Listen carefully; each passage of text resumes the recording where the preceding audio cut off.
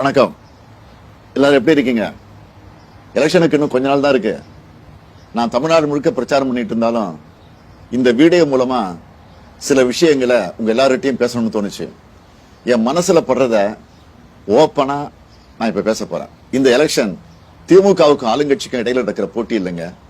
இது தமிழ் மக்களுக்கும் பாசிச சக்திகளுக்கும் இடையில நடக்கிற யுத்தம்.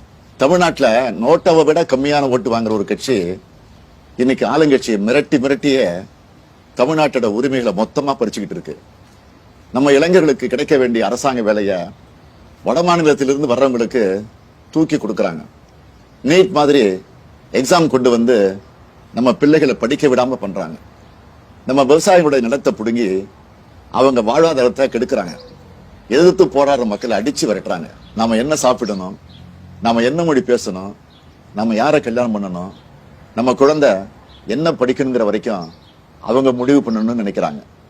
இதையெல்லாம் தட்டி கேட்க வேண்டியவங்க அவங்க காலில் விழுந்து கிடக்குறாங்க. இதை இப்படியே விட்டா இன்னும் கொஞ்ச நாள்ல நம்ம வளங்கள், நம்ம மொழி, நம்ம சுயமரியாதை, நம்ம சமூக நீதி, நம்ம அடையாளங்கள் எல்லாம் செதிஞ்சு போயிடும். இதை தடுக்கணும்னா நாம அவங்களை எதிர்த்து நிக்கணும், அவங்க கொட்டத்தை அடக்கணும்.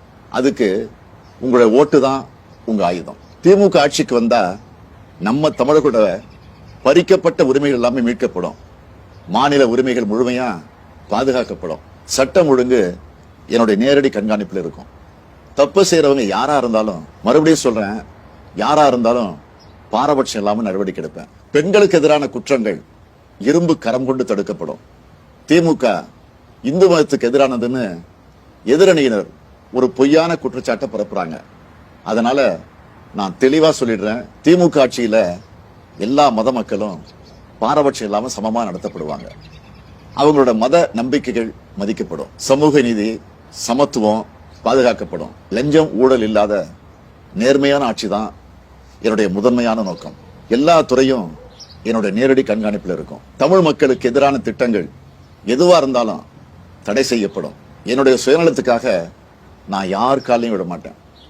என்னுடைய சுயநலத்துக்காக நான் எந்த சூழ்நிலையிலும் தமிழ் மக்களுடைய உரிமைகளை விட்டுக் கொடுக்க மாட்டேன். உங்களுக்கு ஒரு பிரச்சனைன்னா உங்கள ஒருத்தனை எப்பவும் களத்துல வந்து நிற்பேன்.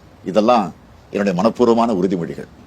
இந்த உறுதிமொழியை நான் என்னோட உசுரா நினைச்சு கடைபிடிப்பேன். இதை நான் மீறினா நீங்க என்னை நேரடியா கேள்வி கேட்கலாம். தமிழ்நாட்டோட விடியலுக்கு என்னோடு துணை நில்லுங்க.